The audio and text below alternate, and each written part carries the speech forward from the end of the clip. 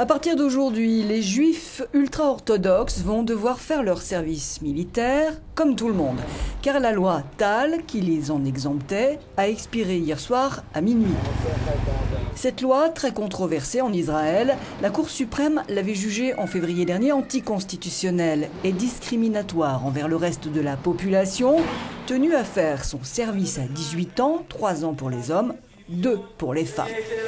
La situation fait naturellement débat. Depuis longtemps, une écrasante majorité de la population choquée par cette loi jugée injuste demandait la fin de l'exemption pour les ultra-orthodoxes. C'est le cas de cet homme. L'État d'Israël, explique-t-il, ne peut pas avoir tout un secteur qui ne fait rien pour le pays, rien financièrement, rien pour la force de défense. Tout citoyen doit faire quelque chose. On ne peut pas seulement se demander ce que votre pays peut faire pour vous, mais ce que vous pouvez faire pour votre pays. De leur côté, beaucoup d'ultra-orthodoxes ont déjà dit qu'ils ne s'enrôleraient pas et qu'ils préféraient aller en prison plutôt que d'abandonner leurs études des textes sacrés. Ceux qui protestent s'appuient sur le fait qu'il y a un enrôlement obligatoire pour attiser la colère et la haine entre les citoyens, estime le rabbin Ishler, membre de la Knesset. Nous suggérons donc de supprimer l'enrôlement de force et d'instaurer une armée de métier, comme aux États-Unis. Ce statut à part, pour les juifs ultra-orthodoxes, remonte à la création de l'État d'Israël en 1948.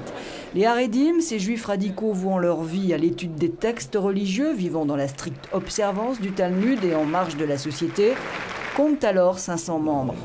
Aujourd'hui, ils sont 60 000, près de 10% de la population, et leur nombre augmente sans cesse.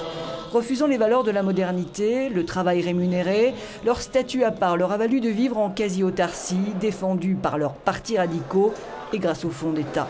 Des sortes d'intouchables que la suppression de la loi va donc renvoyer à la législation précédente, les obligeant à s'enrôler, sauf exemption expresse, au cas par cas.